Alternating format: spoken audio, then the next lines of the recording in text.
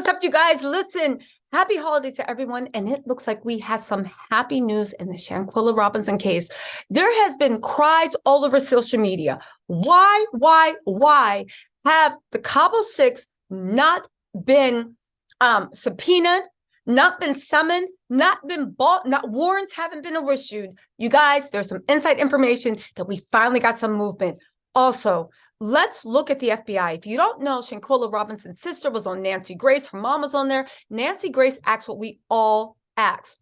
Why isn't the FBI getting involved? And even if Desjardins was the one that delivered the fatal blows, could it be that the others were involved in some type of cover-up or assisted? That's always been speculated, right?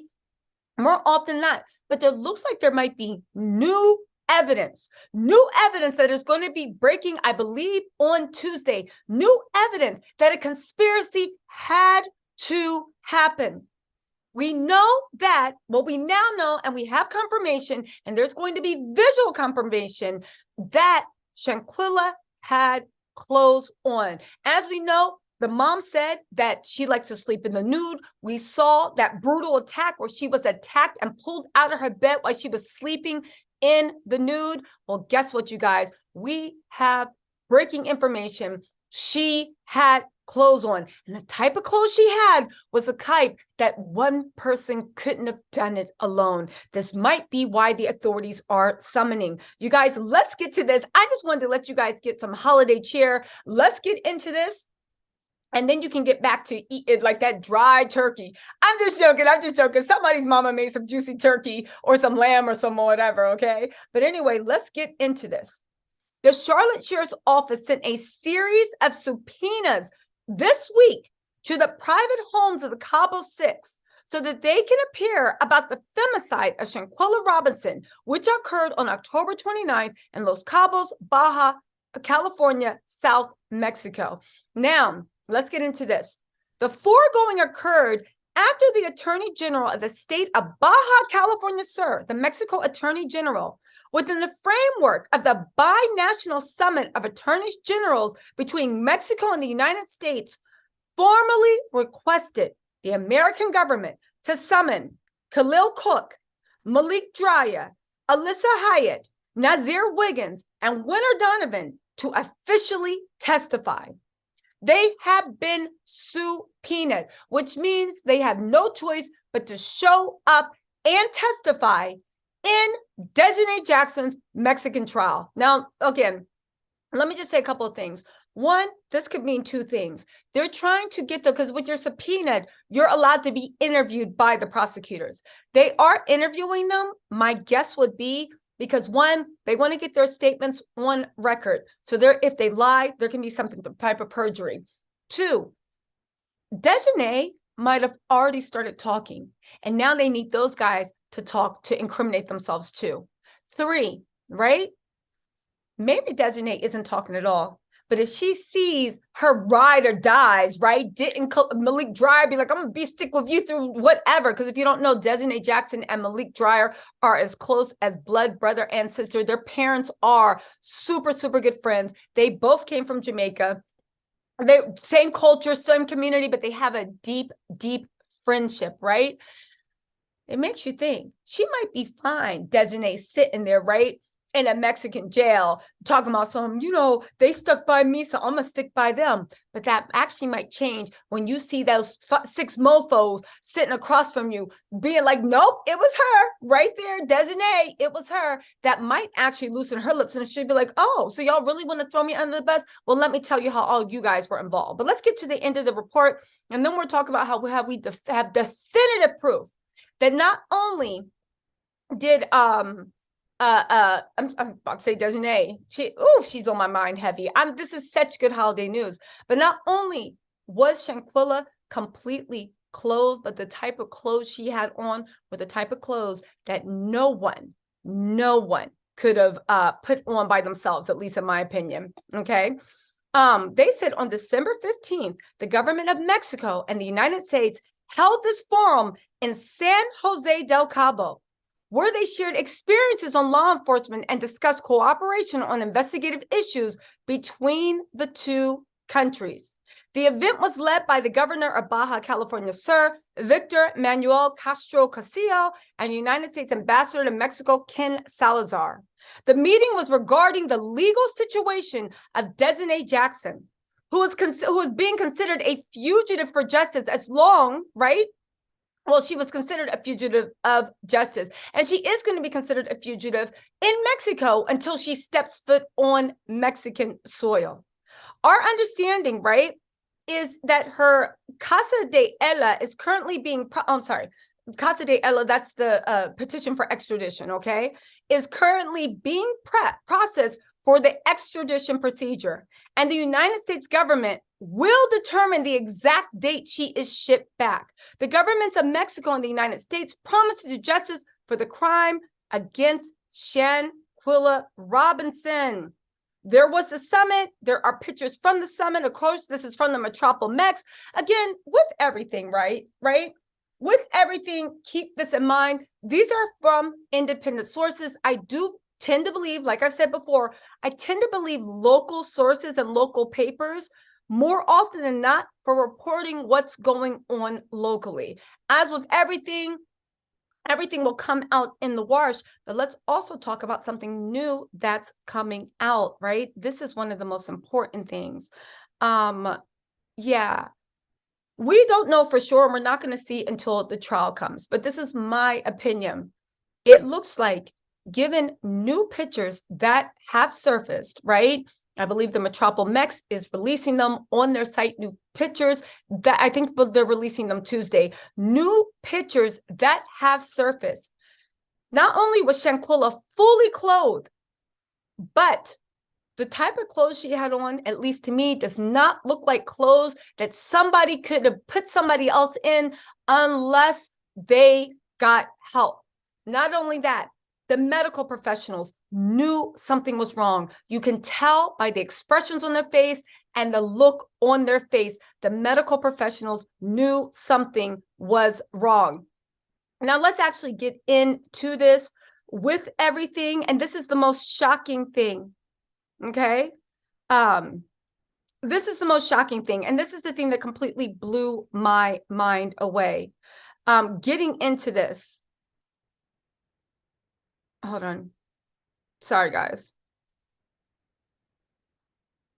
Getting into this, we know there were 2 technicians from America's Red Cross, and we know that there was a medic on the scene. We know that the doctor is being investigated, right, for lying about what time she died. Now, the Mexico authorities need Desiree back because people keep asking, why did the doctor lie? I think the most obvious question of why she lied is because it was a cover-up. Now, let's get into that. Why was it a cover-up?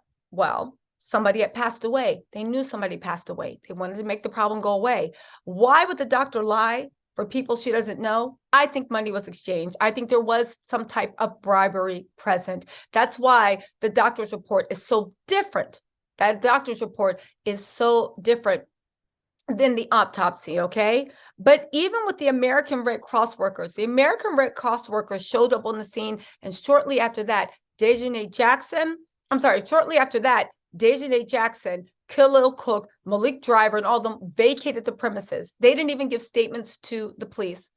The doctor was working with her for hours. The Red Cross people came. Okay, so we're there. Let me just roll this back. Once the Red Cross people were there, she was declared legally dead shortly after. But those 2.5 hours while the doctor was there, the doctor said she didn't know something was wrong. When the Red Cross people came, I have reason to believe, based on credible evidence that I believe will come out on Tuesday, the Red Cross people, that when they looked at that poor angel's body, knew something was up. Their faces, if you look at it, look like concern, shock, horror. They know something is very, very wrong. There is a man kneeling over that little angel, and there's a woman standing over, and they both have looks of grave concern, shock, even horror that something's wrong. And the doctor's face is turned to the side, looking like pure, unadulterated guilt. Unadulterated guilt. But here's the thing that's the most shocking. Here's the thing that lets you know that this was a cover-up of epic proportions. Shanquella, who we saw fighting in the complete nude, okay? If the medical report is to be, if the police, if what the Attorney General is saying about the medical report, that is pure garbage, is to believe, I believe that was leaked by the Metroplex first, that they didn't believe the doctor, that the doctor and everybody else is, and the 2 police officers and an official are all under investigation for bribery, but they need Dejanay Jackson to kind of fill in some blanks. If all that everybody's reporting is to be believed, it looks like that same, it looks like that she had passed away by the time everybody got there. By the time the doctor got there, she had already passed away. Rigor mortis also might have already been, if not completely setting in. Okay, fine. Why do I say this? Because when you look at the clothes she was actually wearing, okay, a pair of pink biker shorts, that came down to her knee, okay? They were long biker shorts that came down to her knee, and a black t-shirt. When the medics were working on her, she was wearing pink biker shorts and a black t-shirt. Listen, I know you guys want a visual, okay? I believe the Metro MX are going to drop these visuals very soon. This was actually leaked to me by someone. I will wait until an actual journalistic agency drops, but trust and believe. She is wearing pink biker shorts, okay? And she is wearing a black t-shirt. The biker shorts are not short. They are not booty shorts. They come to her knee. Tell me how someone that at worst has passed away, or at best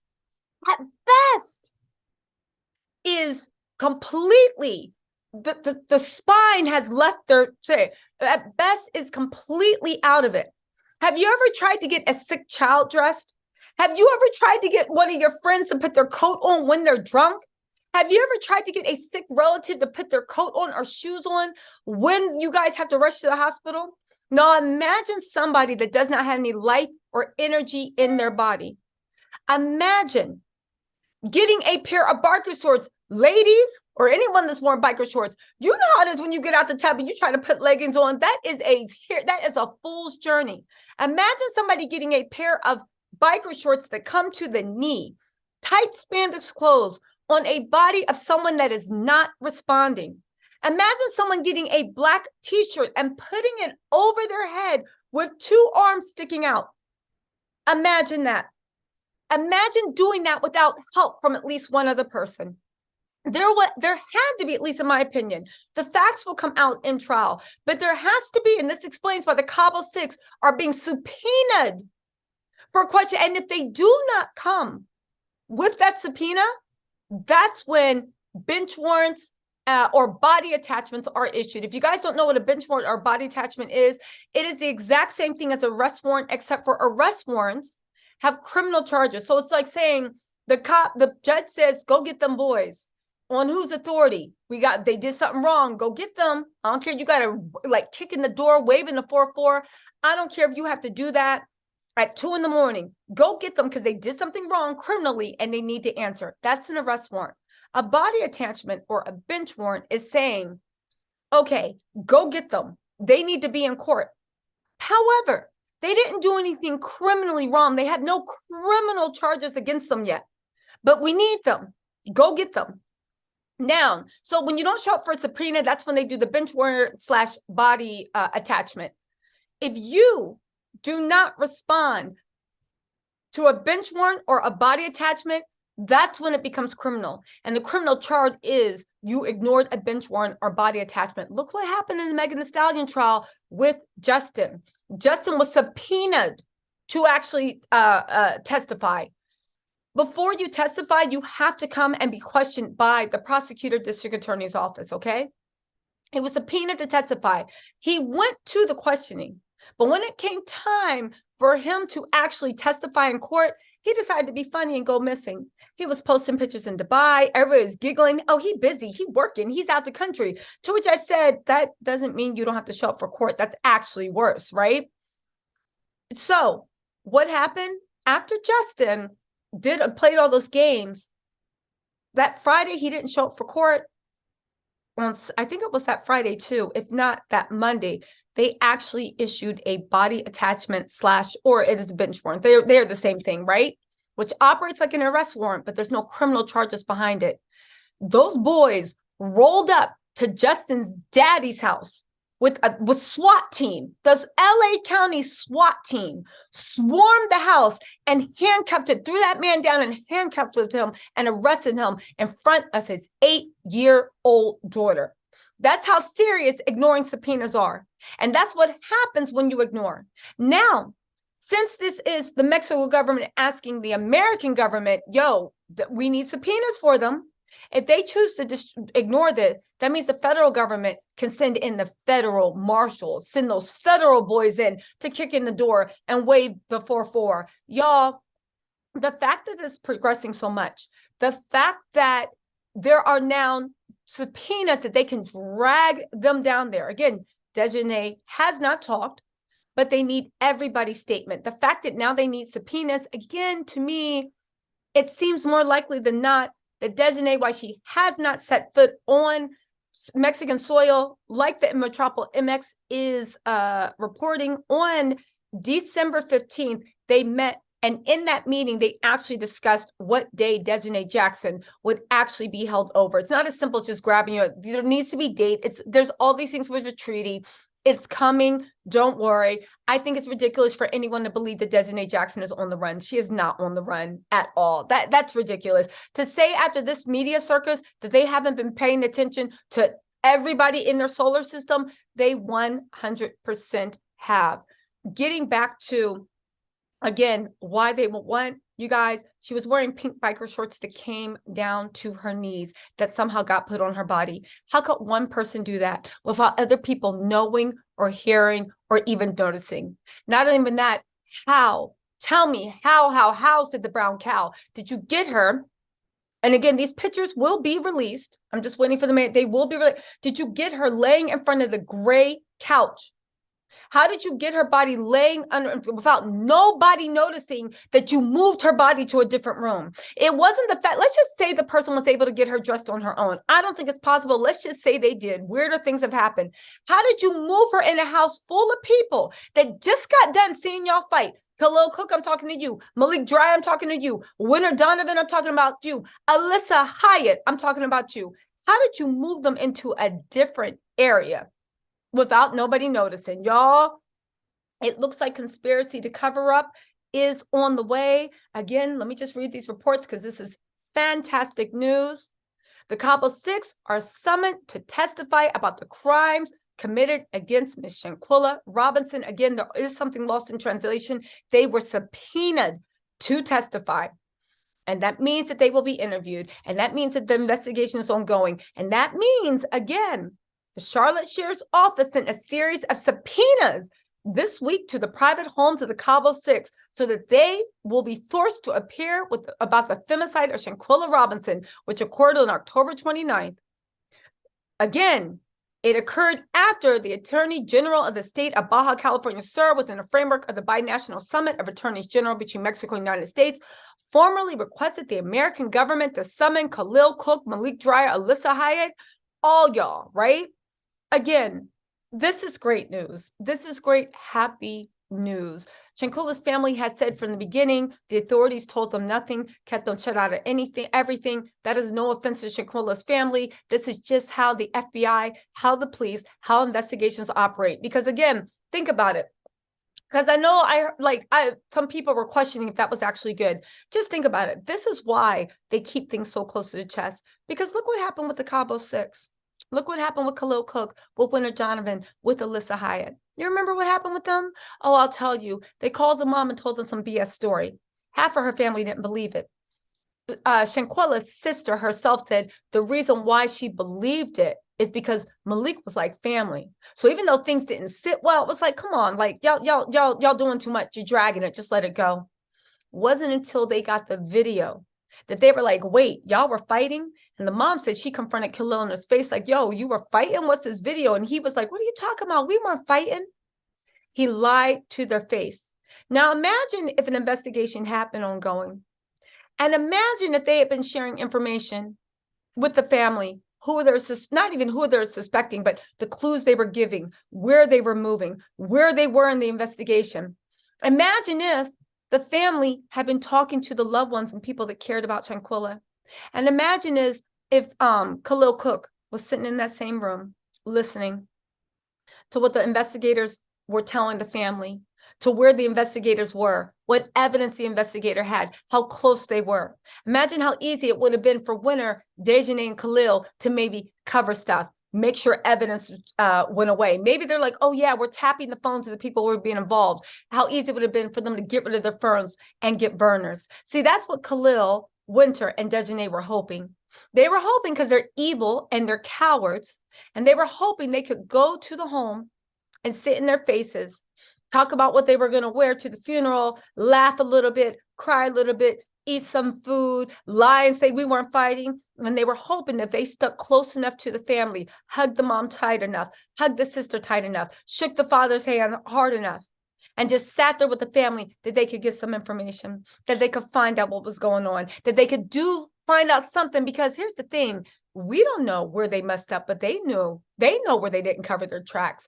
They know the things that make them look guiltier than sin. And they know that we're just one step away from all their whole little facade crashing down. I say all this to say, it's a good thing that the authorities were not sharing anything with Shanquella Robinson's family, as heartbreaking as it is, and as frustrating as it is. Because had they, Khalil would still be there, Dejanay would be there, Winter would be there. How much you want to bet Malik Dreyer and Alyssa Hart would have showed up with some flowers, and Nasir Wiggins would have bought like some edible arrangements to a thing? I'm just saying. Sometimes rejection is protection. In this point, the authorities not telling them about anything early on or even later on literally protected them. Because that's another thing. If Dejanay, if Winter, and if Khalil were that bold to come and sit up in the family's face, what other demons and devils are lurking around?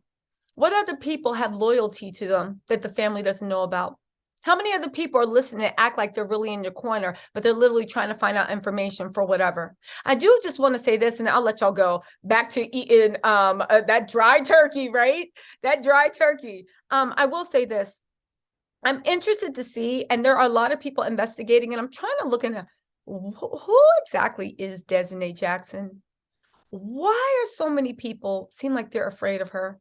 And why won't people open their mouth and do the right thing? Now, the obvious thing is maybe because they're just as guilty and they played a bigger part than they want anybody to know. And if Dejanay goes down, they all go down.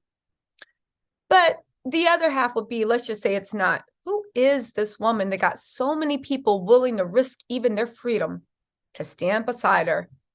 Whew. Anyway, y'all, let me know what you think in the comments. This is great holiday news, and I will talk to you later.